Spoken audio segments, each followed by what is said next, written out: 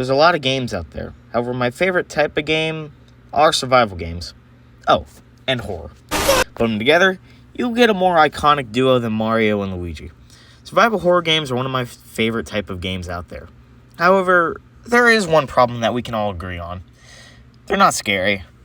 None of them are.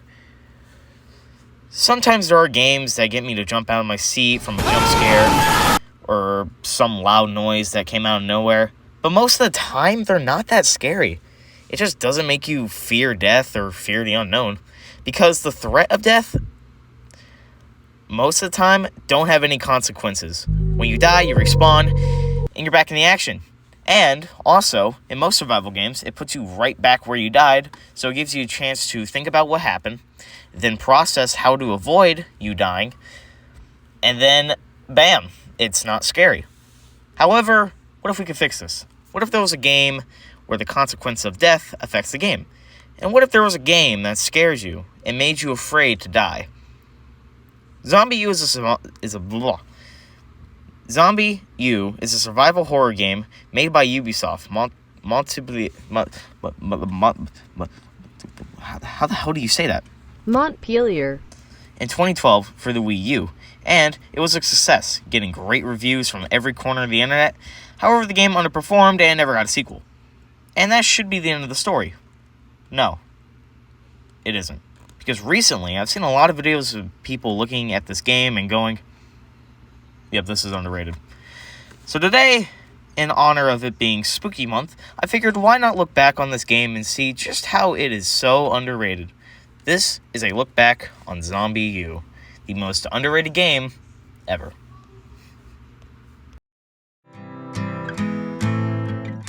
So what is the story of zombiU? Oh god. Okay, this one's going to be pretty long, so try to bear with me. There's a lot of confusing things in this, so if you can follow along the best you can, I promise you things will make sense. The game takes place in London after a virus breaks out and turns everyone into Dream's fanbase. And you are just some guy looking for supplies, and then a voice tells you to, well, just let the guy talk. Over here. Come down into the station. Yes, you. I've got eyes on you. Follow my voice. In the tube. And then zombies arrive. And what do? You get out of there, of course. I mean, what else are you going to do? So you start to run away, you go down an air duct, and you nearly escape death, and boom, title screen. Are you following along? Good, because things are about to get a whole lot more confusing. You respawn in a safe house, and the mysterious voice that lure you into the subway names himself the Prepper, and he tells you that he'll be your best friend. You get a prepper pad off the work table, which is your main go-to item, and we'll talk about a bit later. He sends you off on a mission to receive a bob or a bug-out bag from a previous survivor that has unfortunately turned into a zombie. You kill him, you get your bub. You get your bob, a cricket bat, a handgun, and some ammo, and bam, you're off on a journey to find a cure. Yes, a cure. I'm starting to see real good parallels to something else that happened in real life. Now, you go to a supermarket, and after that, the most logical leap of faith, Buckingham Palace. The prepper sends you off to Buckingham Palace to try to receive some guns and some ammo. You get there, you get this bolt-action rifle halfway through, which kills, by the way, literally. You make it inside of Buckingham Palace. This is where you meet another important character. And what character? The Doc. Or, as he is like to be called, the Doctor. He sends you off to go get a book up in the top floor of Buckingham Palace because apparently we're underground. You go up there, you kill some zombies, and this is where you get introduced to the spitter zombies, which we'll talk about later. Again, promise we'll cover all this later. You get the book, you go back to the doctor, and then he says this. I need another favor. A second book, Studium Contagione. The study of infection by D himself. It's very rare. But I happen to know Ron Friedman has a copy in his flat on Brick Lane. Ron's one of those Raven chaps, you see.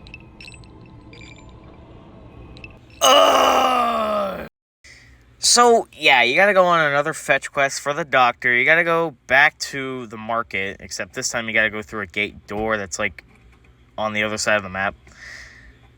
Then you get to a flat, and this is where you get the greatest weapon known to mankind. The one that surpasses every gun. The double-barreled shotgun. And oh my god, this gun is amazing. Anyways, where was I? Oh yeah. You go up to the flat and you go to Ron's office where you meet another character. Yay? This is Sandra to all surviving Ravens. Nest 6, 18, 19, 22, and 34 have been raided by vultures. Situation still evolving. So once you get the book, you get out of there. You return it to the doctor, and all's good. You go back to the safe house, and the prepper wants us to do another favor. Okay, what does he want us to do? There are reports of a military camp at the palace. The guy in charge is Colonel Waverley, my old CO in Desert Storm.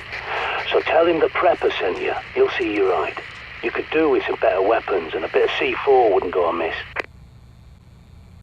Oh, okay then. That won't be too bad. So, you do as the all-knowing voice commands you to do, and you decide to go get some materials, or not really materials, but a key card to get to the materials. How hard could that be? Hey buddy, how you do? Oh.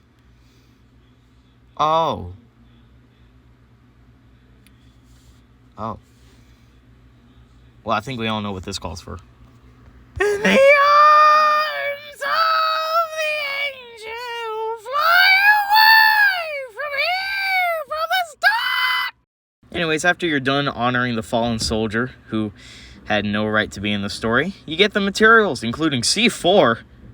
What the hell are you planning to do, prepper? Anyways, before the prepper can explain his master plan to bomb frickin' Buckingham Palace, Sandra comes in and tells you this, which, honestly, she has a good point of. Sorry for hacking your comms like this, but the Ravens of D are planning an evacuation from the Tower of London, and we need all the fighters we can get. Help us, and we'll get you out. Yeah, that does seem like a good idea. Let's get the hell out of here! So, you're off to leave Buckingham... No, damn it. You're off to leave London. And, of course, the prepper's mad at you for not staying. I mean, prepper, look, you're my friend, but look, I think it's better for me to leave. So, I'm going to get on that helicopter and... What the... We're going down. Fucking birds. No. Damn birds. No! Not the helicopter... Oh god, no! Well, shucks. I guess we're not getting out of London after all. Shit! So, yeah, the helicopter gets attacked by birds, and you're not leaving London. And you go back to the safe house all depressed, like I was. And the prepper tries to comfort you, but then he tells you this, which I don't know if it's gonna make me happy, prepper. But make no mistake, it will get worse. Dee said the blight will only end when a cleansing fire of black angels sweeps over the world. We all used to think he meant the Ravens of Dee, bloody idiots that we were. But no, he means something much worse. Okay. So far, the story has been a little bit confusing. I mean, then again, I am summarizing it from memory, so... But this, like, the last... I assume we're in the second act after this. But the second act just goes completely off the rails.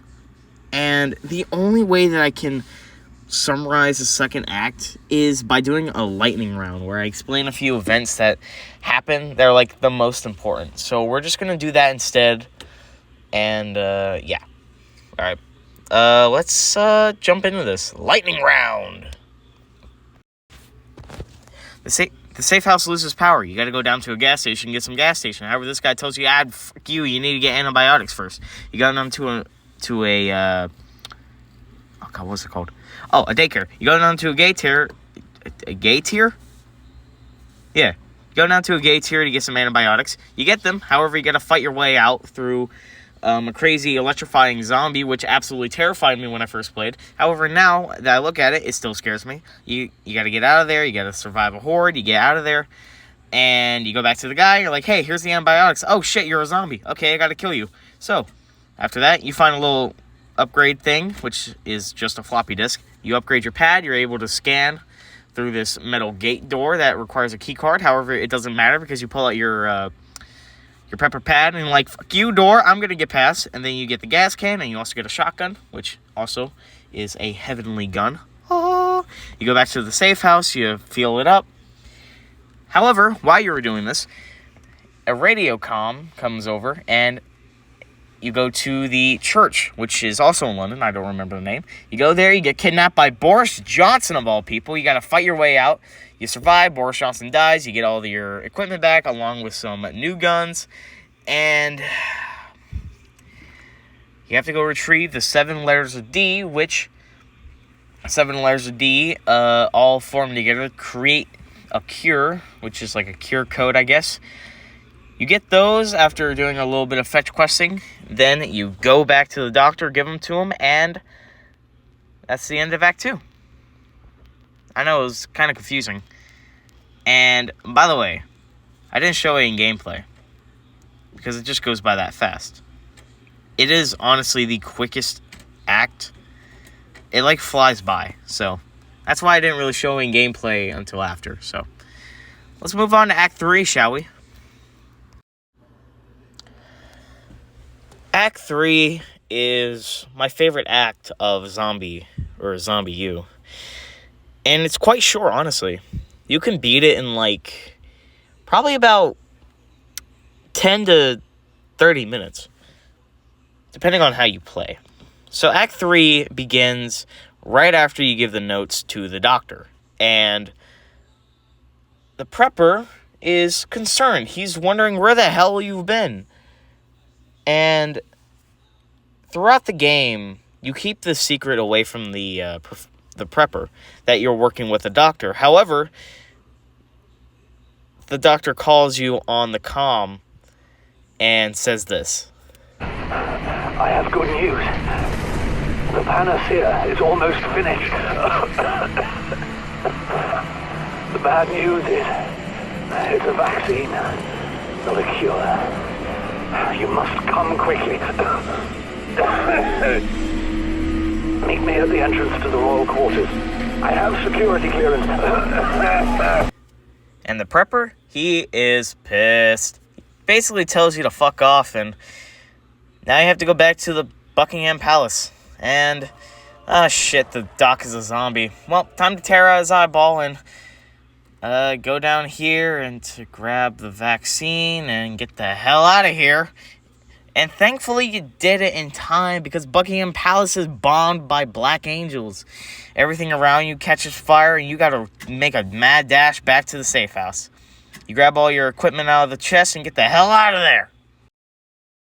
Okay, now we're finally at the end. Now, this game has 3 different endings, from what I could tell. The first ending is you get the hell out of London with the vaccine and everything's good.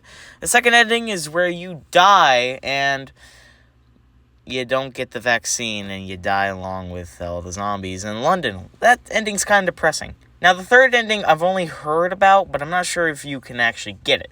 The third ending is where you leave London, but you don't have the vaccine, but you still survive. And that was zombiU. Oh my god. The story is so exhausting to tell.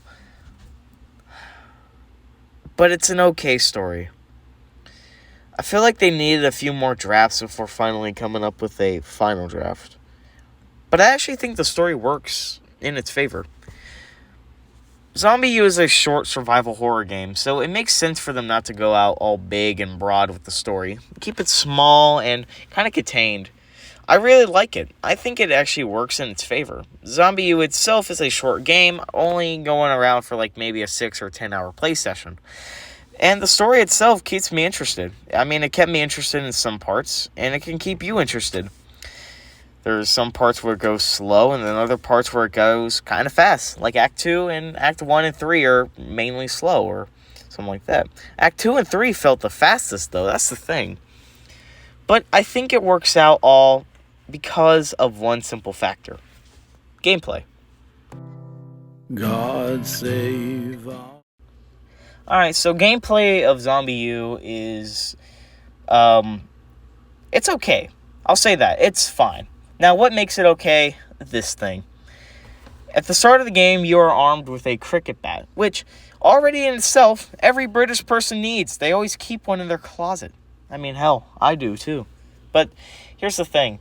In the zombiU, alright, the original version, you only have the cricket bat. You don't have anything else, and the cricket bat is useful in some areas, but the thing has such a big windup that it takes almost an hour to kill zombies. Seriously, you'll be going back and forth just trying to kill this one dang zombie when you're just trying not to make noise, and then you end up just pulling out your gun and shooting it, alerting every other zombie in the area.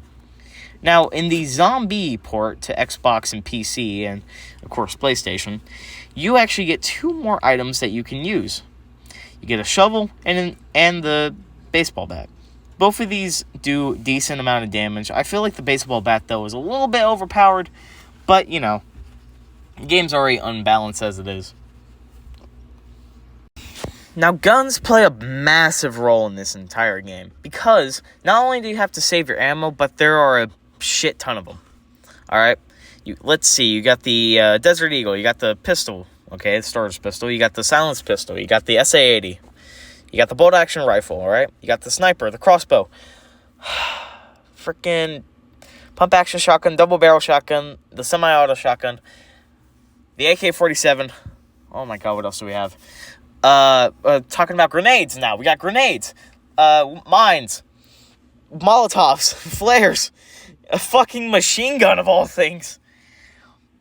Jesus Christ, what is this? Is this a survival horror game or fucking Doom? Now, you might think having this many guns seems a bit, barbaric, but it actually works out because of one simple factor. Playstyle. Every person who plays the game has their own different ways of playing it. Some people like it quiet, so they use flares and crossbows to lure out their enemies and take them off one by one. Maybe they might even use the silenced pistol for up-close combat. Maybe someone likes it loud and aggressive, so they use the machine gun for oncoming hordes and grenades for the little guys.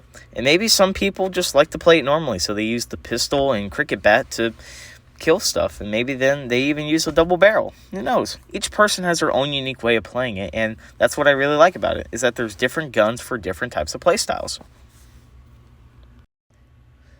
One last thing on gameplay before we wrap things up. We got to cover how the Wii U gamepad is implemented into the game.